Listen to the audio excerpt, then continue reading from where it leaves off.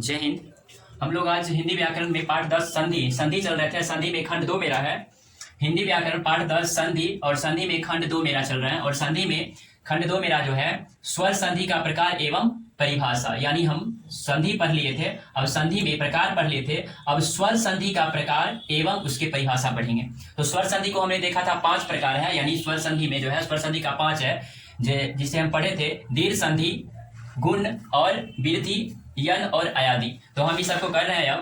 अब इसमें हम बात कर रहे हैं दीर्घ संधि का। दीर्घ संधि जब दो स्ववर्ण या सजातीय स्वरों के बीच संधि होकर दीर्घ रूप में होना, अर्थात दो स्वर मिलकर दीर्घ होने को दीर्घ संधि कहते हैं। दोबारा पढ़ ले रहे हैं। दीर्घ संधि जो है जब दो स्ववर्ण या सजातीय स्वरों के बीच संधि होकर दीर्घ रूप में होना, अर्थात दो स्वर मिलकर दीर्घ होने को दीर्घ संधि कहते हैं। ठीक है।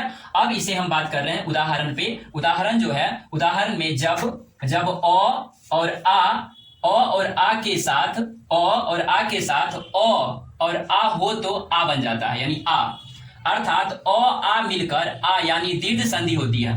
अ और आ मिलकर क्या हो जाता है, ये दीर्घ संधि हो जाता है। अब हम बात करते हैं हर्ष ई और दीर्घ ई, तो दीर्घ ई बन जाता है पूर्ण रूप से। अब हर्ष उ और दीर्घ उ, तो दीर्घ उ पूर्ण रूप से, री और री तो री बन जाता है। अब हम शब्द में चलते हैं, थोड़ा बड़ा शब्द में, यानी शब्द और जोड़ अर्थ, इसका मतलब हो जाता है पूरा, अगर दोनों को जोड़ दिया जाता है तो हो जाता है शब्दार्थ।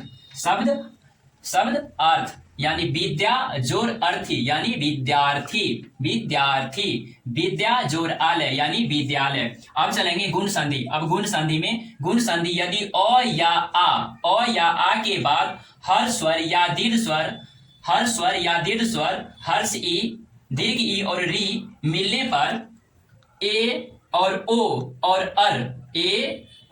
अर यानी अर बनता हो, तो इस प्रकार से बनने वाले शब्दों को गुण संधि कहते हैं या गुण संधि कहते हैं। यानी जब कोई शब्द बनता हो अ और आ से और वहां वो शब्द अर हो जाता हो, यानी अ और अर हो जाता हो, वह गुण संधि के रूप में आएगा। जैसे में हम लोग चलते हैं अ और ई, तो ए अ और हर्षी यानी दीर्घ ई में ए, तो अ और उ आ। जैसे देव जोर इंद्र देवेंद्र, गण जोर इस यानी गणेश, चंद्र जोर उदय यानी चंद्रोदय। हाँ, तो अब चलेंगे वृद्धि संधि। वृद्धि संधि जब संधि करते समय, जब हम संधि करेंगे और संधि करते समय अ और आ के साथ ए और ऐ हो तो ए बनता है, और जब अ और आ के साथ हो तो औ बनता है। ऐसे वृद्धि संधि कहते हैं, यानी उसे हम क्या कहते हैं, वृद्धि संधि कहते हैं। यानी क्या होता है, जब अ और आ के साथ ए और ऐ हो तो ऐ बनता है, और जब अ और आ के साथ हो तो औ बनता है। इसे वृद्धि संधि कहते हैं। जैसे में अब उदाहरण में समझ लेते हैं। जैसे में अ और ए तो ऐ, अ और ऐ तो ऐ। ठीक है। अब चलते हैं, यानी आगे किसमें, जैसे एक जोड़ एक, मत जोड़ एक यानी मत एक।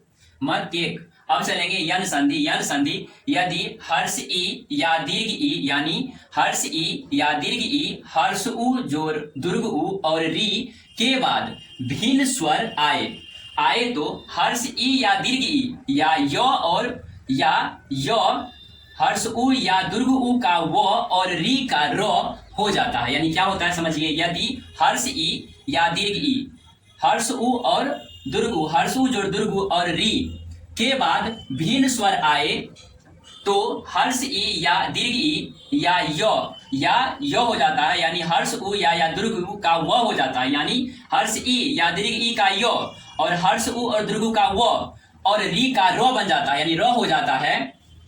जब हर्ष ई दीर्घ ई के साथ कोई अन्य स्वर हो तो य बन जाता है, जिसे यन संधि कहते हैं। समझ गए होंगे, जिसे यन संधि कहते हैं। जैसे हर्ष ई और अ, यानी हर्ष ई और अ तो इसका य, हर्ष ई और आ तो या, हर्ष ई और उ तो यू। तो इसी प्रकार में आगे हम फिर अति जोड़ अंत अत्यंत, अति जोड़ अंत बराबर अत्यंत। ठीक है। इति जोड़ आदि इत्यादि। अब चलेंगे अयादि संधि। अयादि संधि क्या होता है, अयादि संधि अयादी संधि एक प्रकार की स्वर संधि है। अयादी संधि क्या है? एक प्रकार की स्वर संधि है। जब ए और आई और ओ और औ के साथ कोई अन्य स्वर हो तो, इसके साथ कोई अन्य स्वर हो तो ए का आई का आय और ओ का अब और औ का आप बन जाना अयादी संधि है। अब एक बार और देख लेते हैं अयादी संधि। अयादी संधि क्या है? अयादी संधि एक प्रकार की स्वर संधि है। जब ए आई ओ और औ के साथ कोई अन्य स्वर हो तो ए का आई का आय, ओ का अब और औ का आब बन जाना अयादी संधि है। जैसे में ए और अ आई और अ आय, ने अजोर अन यानी नयन, ने जोर अन यानी नयन, ने जोर अन अक, ने जोर अक नायक।